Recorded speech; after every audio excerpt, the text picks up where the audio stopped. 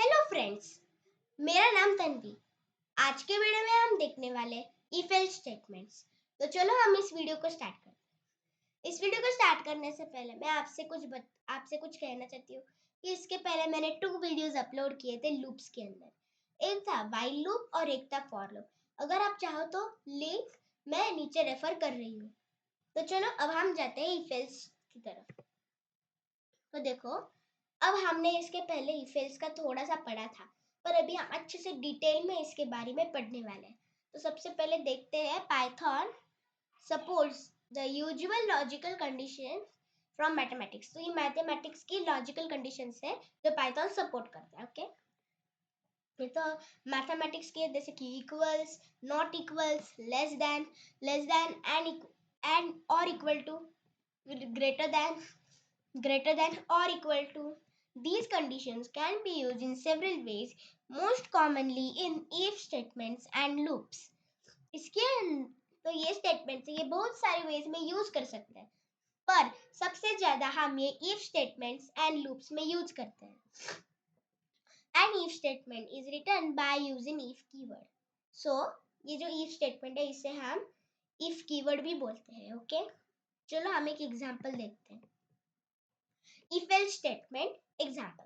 अब देखो, इसके अंदर कितने वेरिएबल्स हैं? 2 वेरिएबल्स हैं और उनका नाम क्या है? A and B. अब ए के अंदर क्या है? 10, बी के अंदर क्या है? 20. अब देखो यहाँ पर इफ एल्स की शुरुआत होती है, मींस इफ स्टेटमेंट की शुरुआत होती है. तो इफ के अंदर क्या है? बी इज ग्रेटर देन ए. अब देखो, B is greater than A, ये करेक्ट है. और एल्स में क्या है? B is lesser than A. पर मैं आपको एक बात बता दूं कि इसके अंदर सबसे पहले लैंग्वेज को फाइंड आउट करना होता है, मींस पाइथन को फाइंड आउट करना होता है कि हम ये इसके अंदर की कौन सी कंडीशन ट्रू है और कौन सी कंडीशन फॉल्स है, ये उसे पता लगना चाहिए. इसके इसके सिवाय वो ठीक से प्रिंट नहीं कर पाएगा. ओके, ये याद रखना, या फिर वो प्रिंट नहीं कर पाएगा. तो चलो मैं आपको दिखा देती हूँ. अब ये चलो हम प्रैक्टिकली भी करेंगे. पाइथन मैंने पहले से ही ओपन रखा है. अरे ये क्या हो गया? हाँ, आप देखिए, अब हम इसे रन करेंगे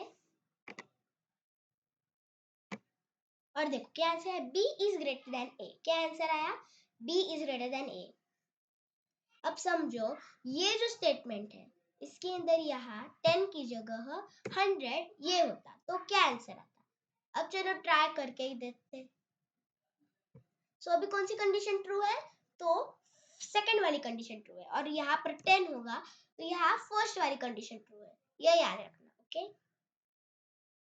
तो चलो अब हम जाते हैं हमारी नेक्स्ट पॉइंट की तरफ, और वो है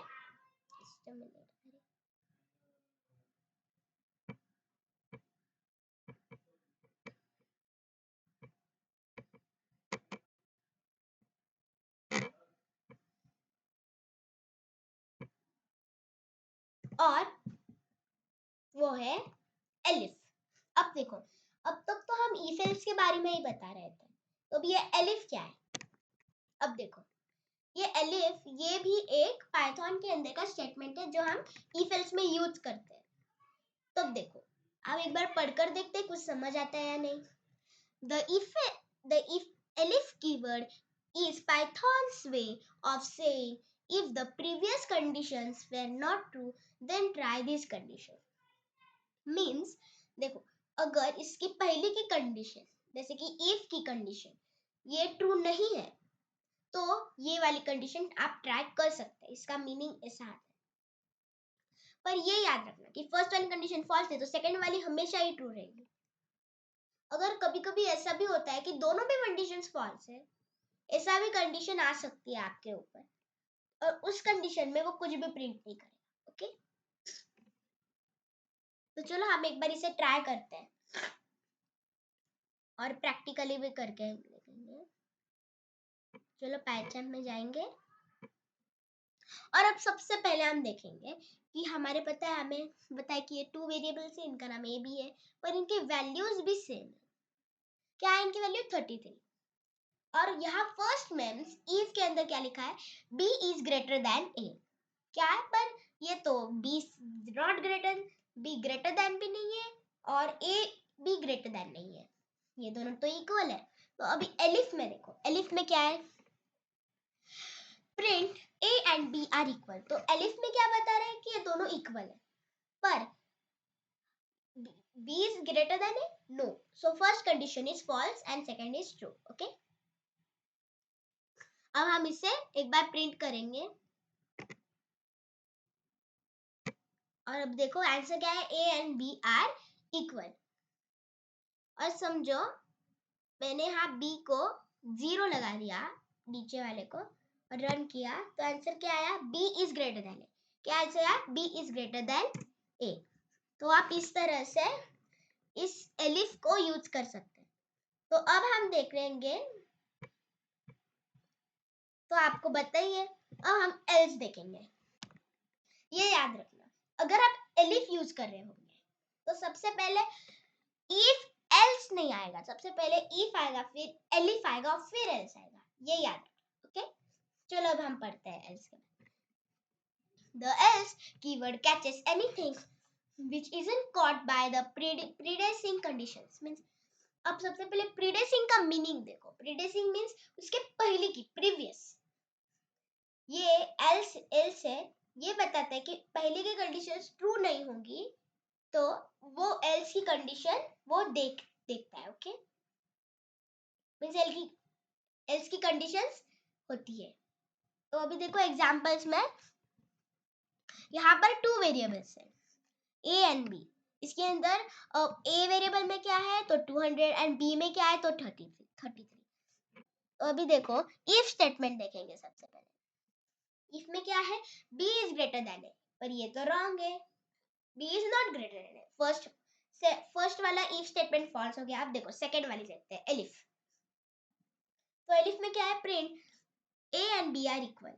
तो अभी ये एलिफ स्टेटमेंट भी फॉल्स हो गए क्योंकि ये इक्वल भी नहीं है। अब एल्स स्टेटमेंट की ओर, ये जो एल्स स्टेटमेंट है, यहाँ पर क्या लिखा है, A and B, sorry, A is greater than B. तो आपको क्या लगता है इन तीनों में से कौन सी कंडीशन ट्रू है, तो एल्स वाली कंडीशन ट्रू है। तो इस तरह से आपको एल्स समझ आ गया होगा। अब हम इसे एक बार प्रिंट भी करेंगे। ओके,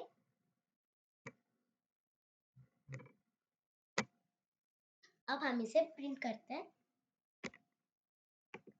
एक बार मैं रन करती हूँ। अब देखो a is greater then b, क्या आंसर आया, a is greater then b। अगर मैंने इस स्टेटमेंट को फॉल्स करना चाहती हूँ तो यहाँ 0 डाल दो, तो कौन सी स्टेटमेंट करेक्ट होगी आप ही बताइए मुझे।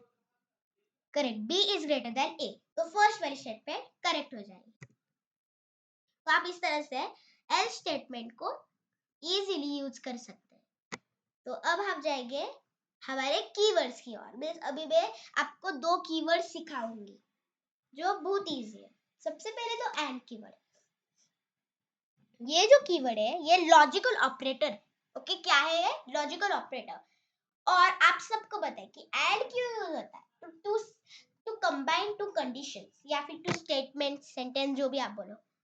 और यहाँ पर हम क्यों यूज कर रहे हैं एंड को, कंडीशनल स्टेटमेंट्स को कंबाइन करने के लिए। ओके, अब देखो example, test if a is greater than b and if c is greater than a। अब देखो आपको 2 कंडीशंस है, जैसे a is greater than b and c is greater than a, ये दोनों साथ में लिखनी है। मींस आपको ऐसे नहीं if else ऐसी कंडीशंस नहीं डालनी, एक ही कंडीशन में लिखना है। तो अब एंड ये जो वर्ड है ये आपको यूज करना चाहिए। ओके, तो देखो अभी कितने कीवर्ड्स है, सॉरी यहाँ कितने वेरिएबल्स है, 3, और उनका नाम क्या है, ए बी सी। और ए में अंदर क्या है 200, बी में क्या है 33 एंड सी में क्या है 500। अब देखो चलो कंडीशंस देखते हैं। A is greater than B, अब A is greater than B correct, C is greater than A, ये भी तो करेक्ट है। सो यहाँ प्रिंट क्या, बोथ कंडीशंस आर ट्रू। तो ये तो ठीक है। तो पहली स्टेटमेंट क्या है, तो ये क्या हो जाता है, ट्रू हो जाता है। ओके, ये स्टेटमेंट ट्रू होती है। अब हम एक बार इसे प्रैक्टिकली भी करके देखते हैं। अब मैं इसे रन करती हूँ। और और अभी हम इसे रन करते हैं। देखो क्या आंसर है, बोथ कंडीशंस आर ट्रू। क्यों? क्योंकि यहाँ पर a is greater then b and c is greater then a, ये दोनों भी करेक्ट है। सो अब हम जाएंगे हमारे नेक्स्ट कीवर्ड की ओर, और वो कौन सा है आप गेस कर सकते हैं। यस करेक्ट, और कीवर्ड।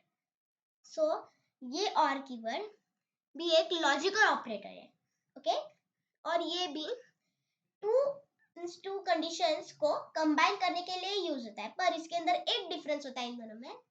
ये सेम ही है, आप बोलोगे तो सेम ही है, पर एक डिफरेंस है कि इसके अंदर एक सही होता है और एक गलत।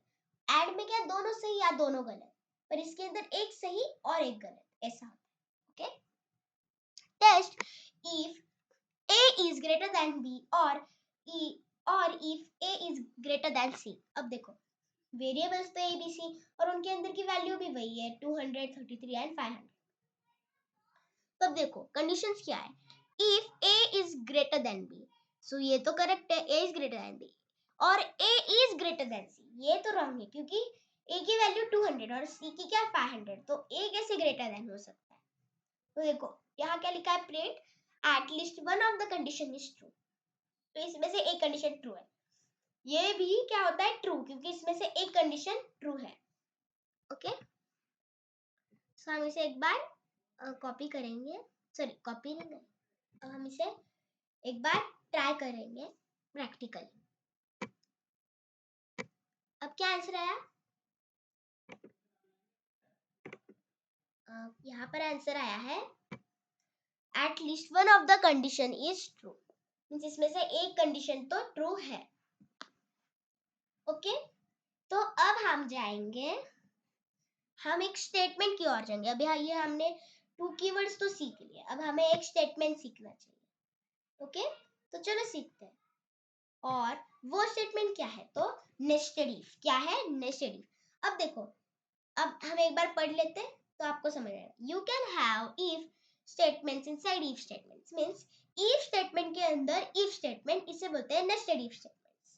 एग्जांपल के तौर पर x एक वेरिएबल है x, और इसके अंदर क्या वैल्यू है, तो 41। अब देखो x की वैल्यू क्या है 41, अब यहाँ स्टेटमेंट चालू हो जाती है।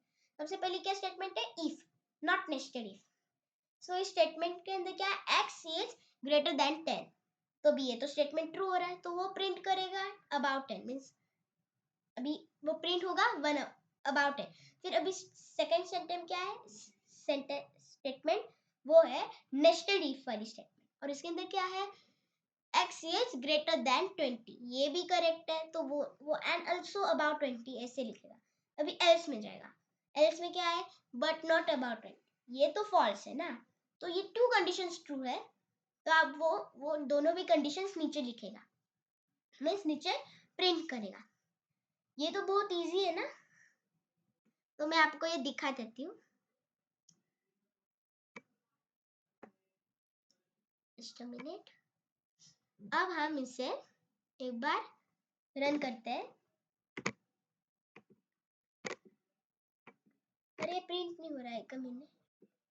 हाँ अब हो गया, सही रन नहीं हो रहा था वो। अब देखिए यहाँ आंसर क्या है, अबाउट 10 एंड आल्सो अबाउट 20।